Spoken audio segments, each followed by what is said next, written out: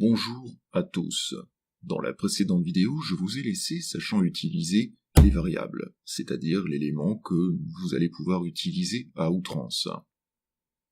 Parmi les types que j'ai énoncés, il y en a un que je n'ai pas expliqué, les booléens, et pour cause. Ceux-ci sont davantage utilisés pour la notion du jour, à savoir les structures de contrôle. Générique.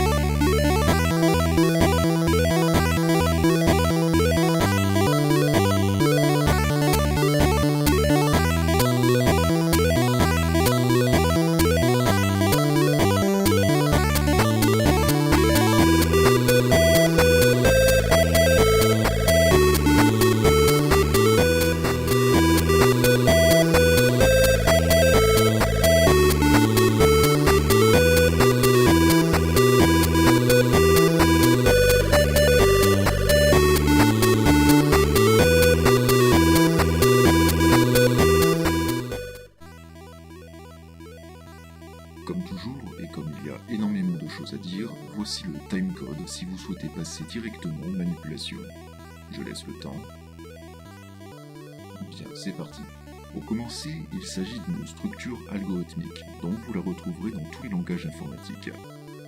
Il permet d'assurer le niveau logique d'un programme. Pour le principe, c'est assez simple. Si la condition est remplie, alors le code est exécuté. Dans le cas contraire, soit on exécute un code alternatif, soit on continue le programme. Nous allons voir trois types de structures aujourd'hui. Des tests binaires, en algorithmique, le si, l'opérateur ternaire, c'est-à-dire en quelque sorte une affectation conditionnelle, et la permutation, en algorithmique, le selon.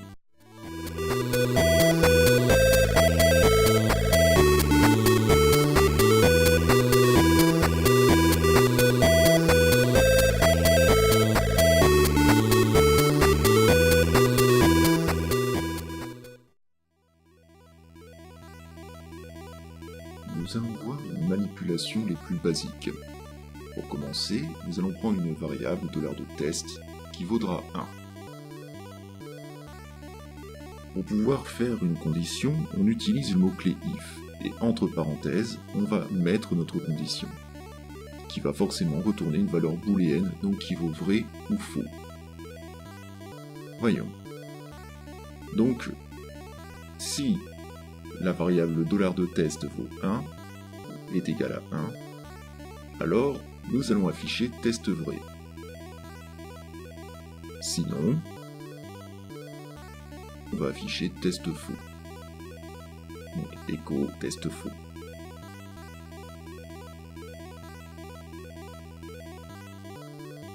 Si j'exécute le code tel quel, j'aurai soit test vrai, soit test faux.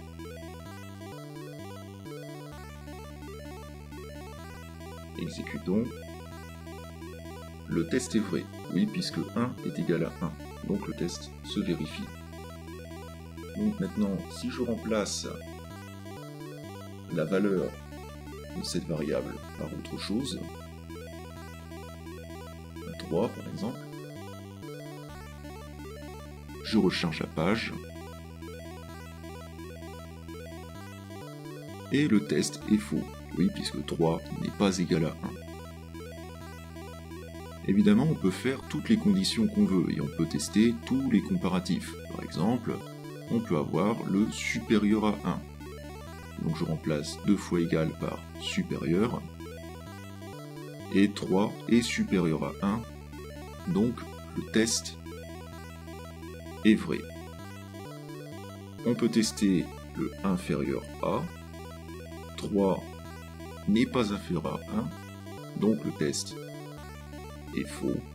Et on a évidemment les supérieurs égales et inférieurs égales, donc je peux tester un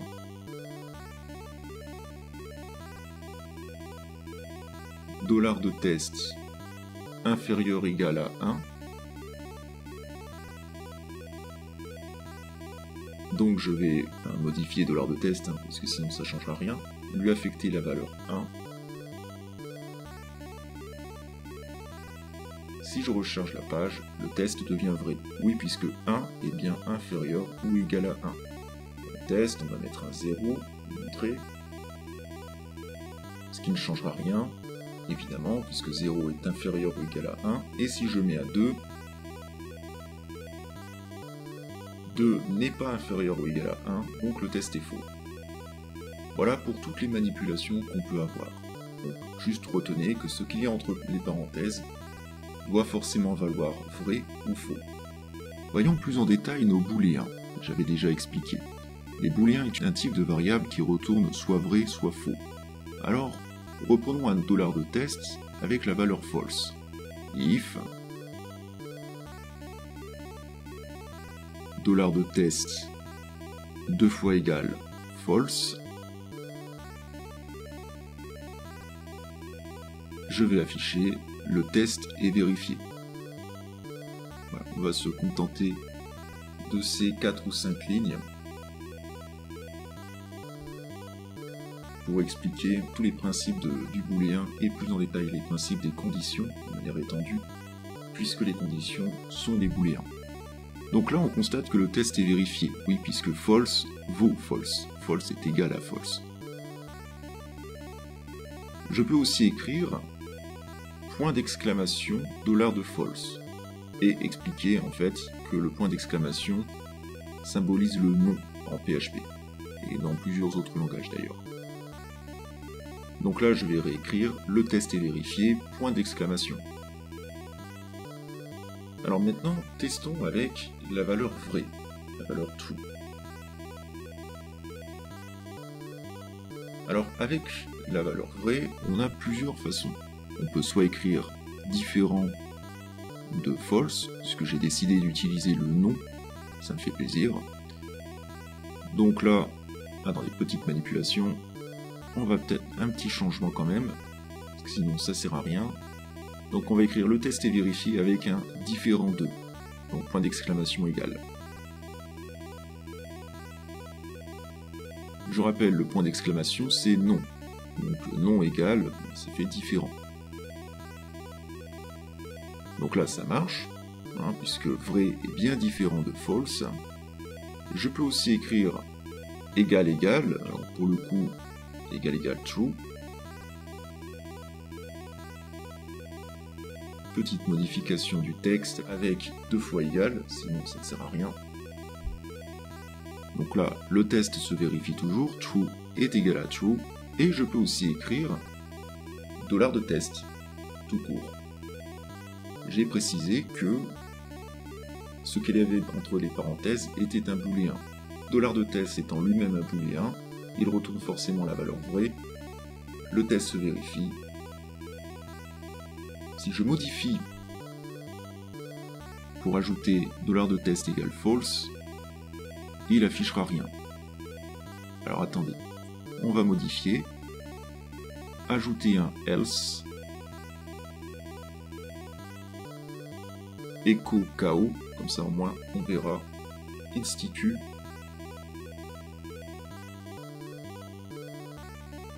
Donc voilà. Donc, dollar de test ne retourne pas vrai, donc le test est KO.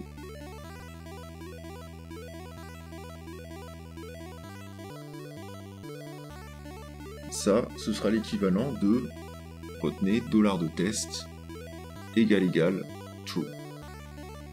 Enfin, if dollar de test égal true, si vous préférez. Bon, ce sera peut-être plus clair. If dollar de test égal true. Je modifie et retenez-le comme ça. Et donc, si j'utilise mon point d'exclamation pour dire non, non vrai, c'est-à-dire false, or test vaut false,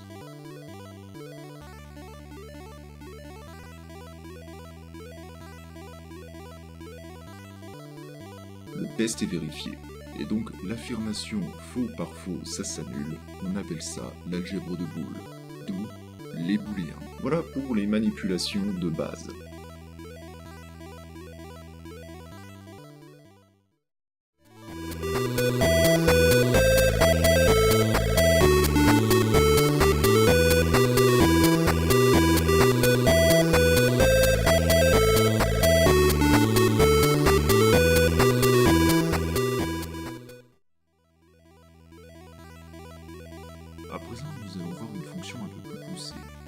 Déclarons deux variables, $de A qui vaudra 0 et $de B qui vaudra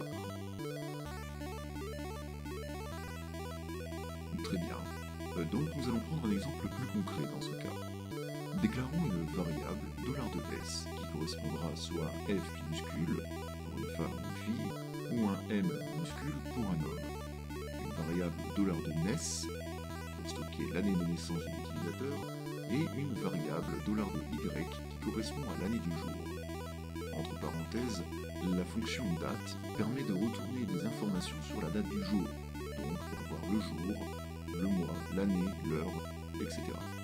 Ici, Y majuscule qui correspond à l'année sur 4 caractères. À présent, nous allons tester deux conditions. La première, il doit s'agir d'une femme, donc $de S vaut F. Et la seconde, celle-ci doit avoir 20 ans ou plus. Donc $de Y moins $de NES, par l'âge, supérieur ou égal à 20.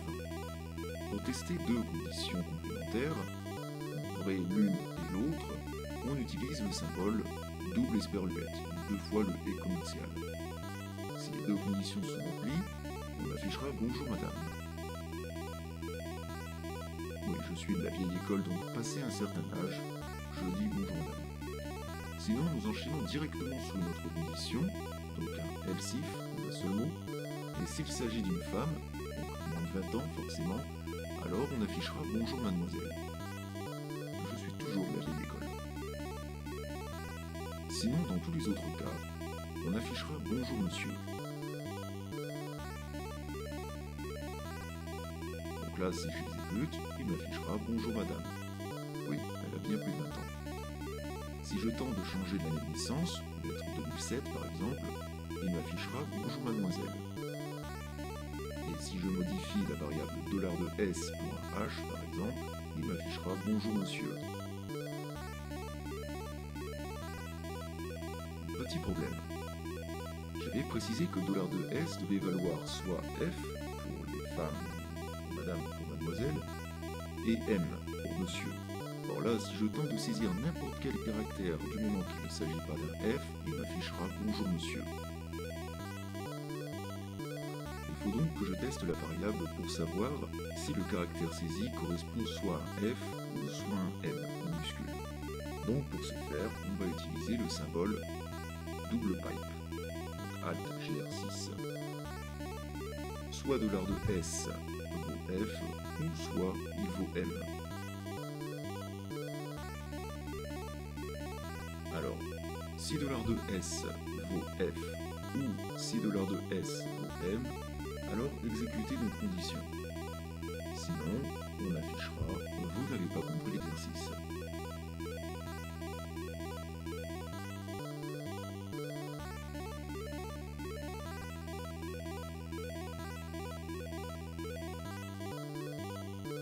Il m'affiche bien la phrase d'échec. On change, et $de S vaut M. Il m'affiche bien « Bonjour monsieur ».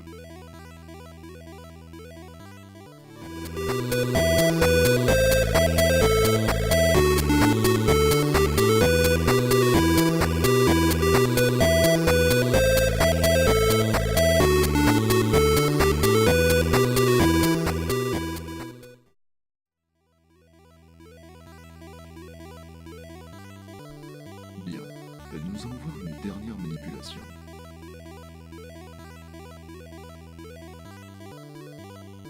Reprenons le dernier exemple.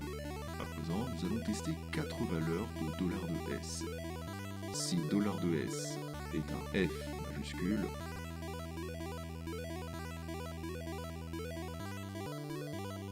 alors on affichera bonjour madame.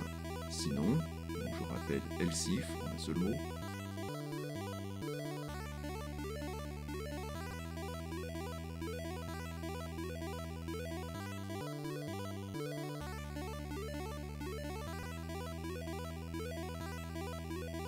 si $de S est un F, cette fois minuscule, alors nous afficherons bonjour jeune fille. Oui. Sinon,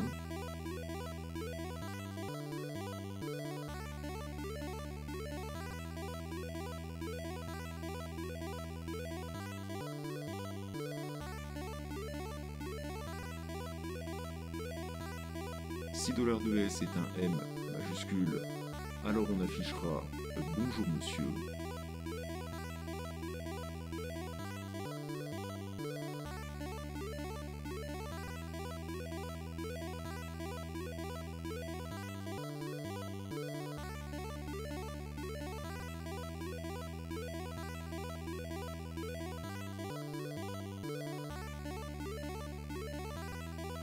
Sinon, si $2S est un M minuscule, alors on affichera bonjour jeune homme.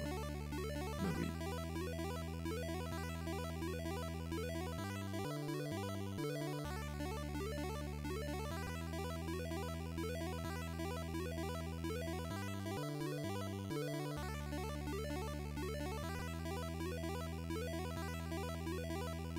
Et dans tous les cas, vous n'avez pas compris.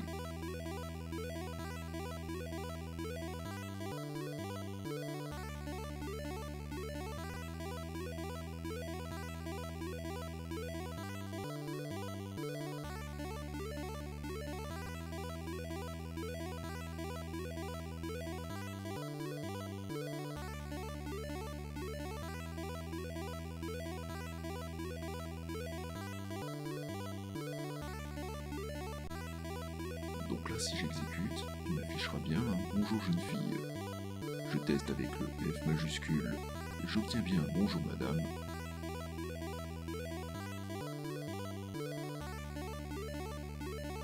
Le M minuscule, bonjour jeune homme.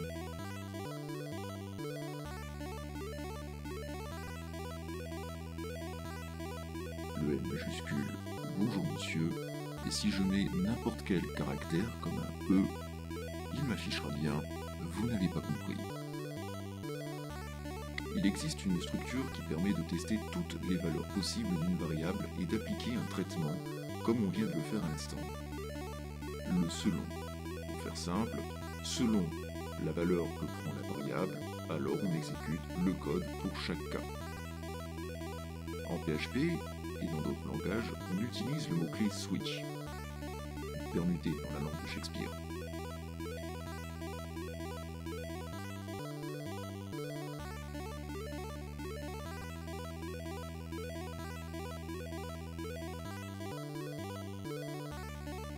Donc switch, $S, des guillemets, et case pour introduire la valeur à tester, donc F majuscule, 2 points, encore des guillemets, écho, bonjour madame, et pour finir, le break. J'expliquerai après pourquoi le break.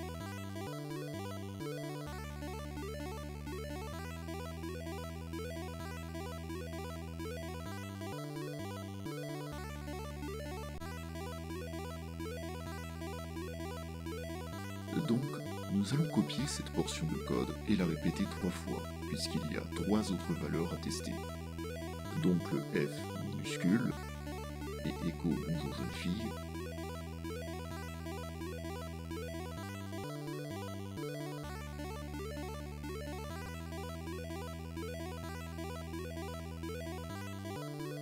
le M majuscule, bonjour monsieur,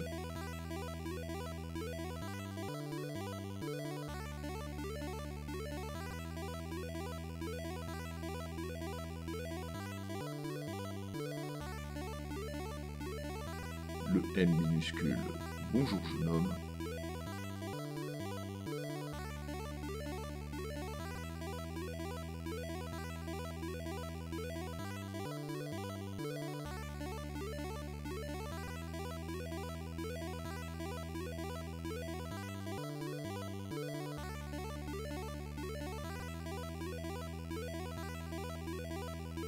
et pour finir, default, c'est-à-dire l'affichage prévu dans tous les autres cas.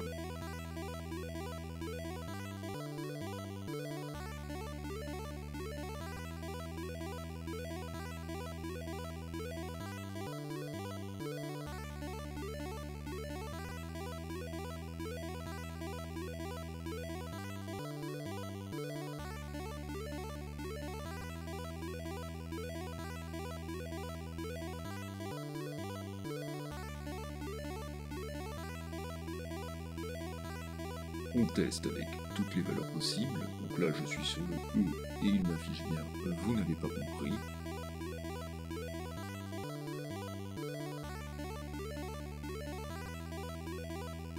Je teste avec le F. Bonjour madame.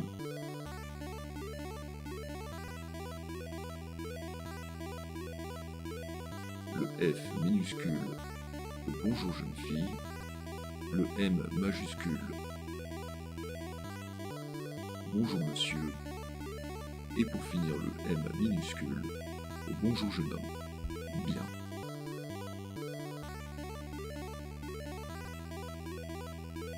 Pourquoi ajouter une instruction break? Le break permet de forcer la sortie d'une structure. Si je mets les breaks en commentaire, ainsi nous verrons le fonctionnement.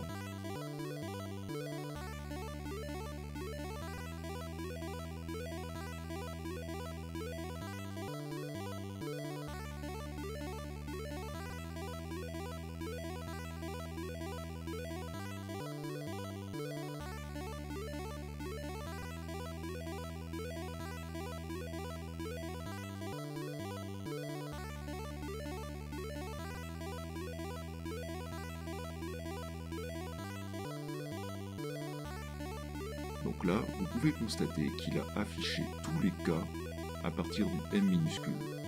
Bonjour jeune homme, et vous n'avez pas compris. Le case du M minuscule et le default. Si je tente de mettre le F majuscule, il m'affiche l'ensemble des cas. Le F minuscule, les 3 derniers cas, le M majuscule, etc.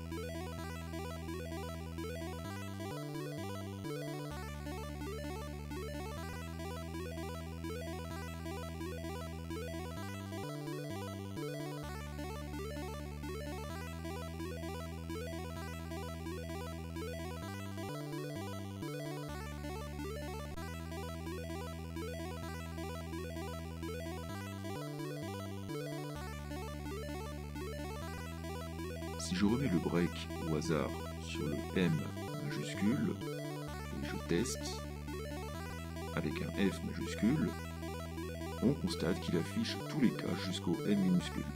Donc voilà l'intérêt de cette instruction break, et voilà la structure du selon.